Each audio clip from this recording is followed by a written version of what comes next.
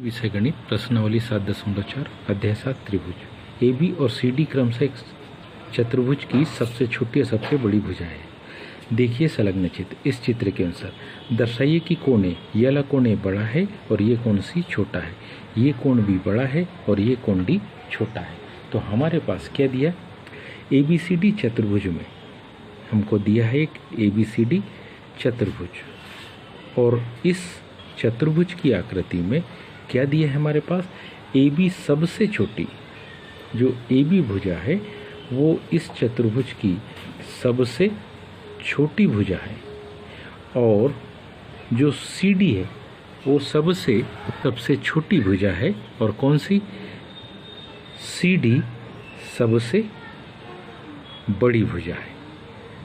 तो ऐसी कंडीशन में जो हमको इसके आधार पर क्या करना है, सिद्ध करना है। इसके आधार पर हमको सिद्ध करना है कि कोण ए कैसा होगा, बड़ा, और कोण सी छोटा होगा। और दूसरी जानकारी क्या, कोण बी कैसा होगा, बड़ा, और कोण डी कैसा होगा, छोटा।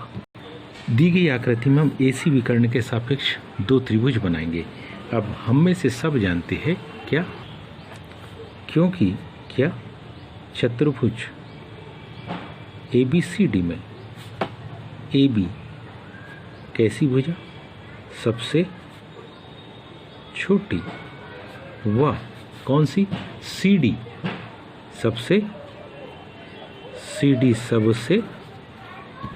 सबसे बड़ी भुजा।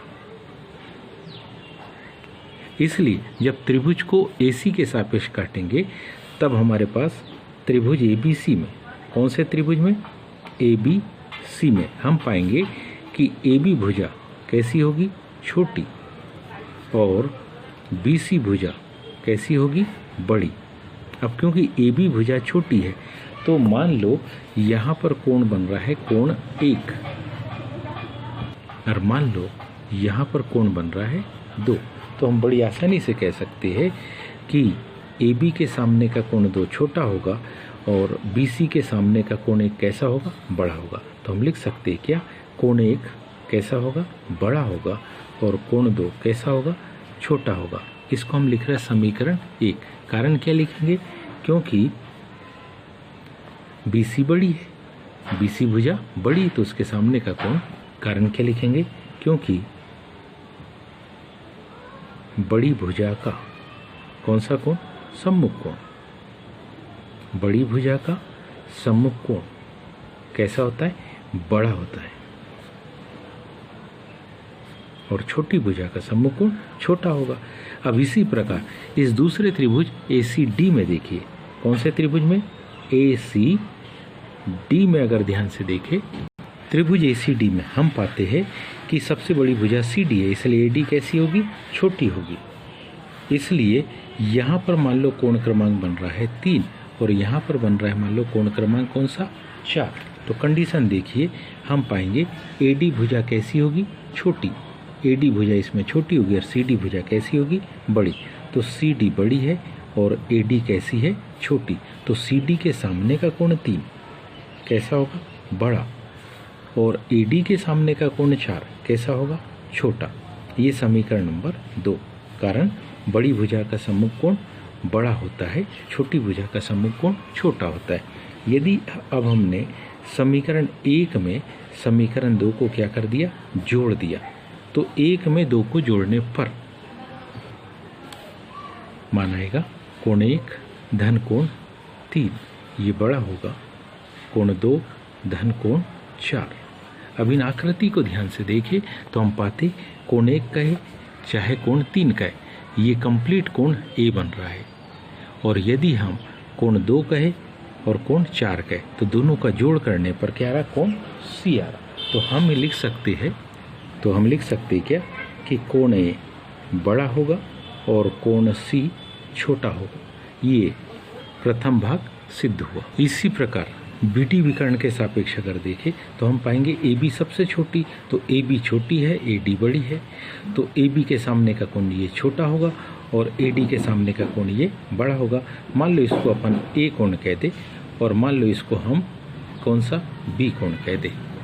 मान लो इसको हम कोण सी कह दे और इसको हम कोण स्मॉल डी कह दे, तब की कंडीशन को देखिए। एक एक त्रिभुज को देखो। यदि हम त्रिभुज ए बी डी में देखें तो ए बी भुजा, क्योंकि सबसे छोटी है चतुर्भुज में भुजा, तो ए बी छोटी होगी और कौन सी भुजा, ए डी भुजा बड़ी होगी। तो ए डी के सामने का स्मॉल कोण ए, ये जो ए कोण होगा वो कैसा होगा, बड़ा होगा, और ये जो कोण होगा बी वो कैसा होगा, छोटा होगा। समीकरण नंबर 3, क्योंकि बड़ी भुजा का सम्मुख कोण बड़ा, छोटी भुजा का सम्मुख कोण छोटा। अब दूसरा त्रिभुज लिया हमने कौन सा, बी सी डी में। ध्यान दो, सी डी सबसे बड़ी भुजा है, इसलिए बी सी छोटी होगी और सी डी कैसी होगी, बड़ी होगी। तो सी डी भुजा की माप ज़्यादा है और बी सी भुजा की माप कम है। अगर सी डी की माप ज़्यादा होगी तो स्मॉल सी कोण बड़ा होगा और ये जो डी कोण है वो कैसा होगा, छोटा होगा। यदि हम समीकरण 3 में समीकरण 4 को जोड़ दें, समीकरण 3 धन समीकरण 4 को क्या कर दे, जोड़ दे, तो क्या मान आएगा, कोण ए धन सी बड़ा होगा किसके, बी धन। जैसे हमने 1 धन 3 को ए और 2 धन 4 को सी, वैसे ही क्या हम ए धन सी को बी और बी धन डी को डी लिख सकते, तो बिल्कुल लिख सकते। तो कोण बी कैसा होगा, बड़ा, और कोण डी कैसा होगा, छोटा। यही तो अपने को सिद्ध करना था। उम्मीद है आप सबको ये समझ में आया होगा। आज के लिए इतना ही, शेष कल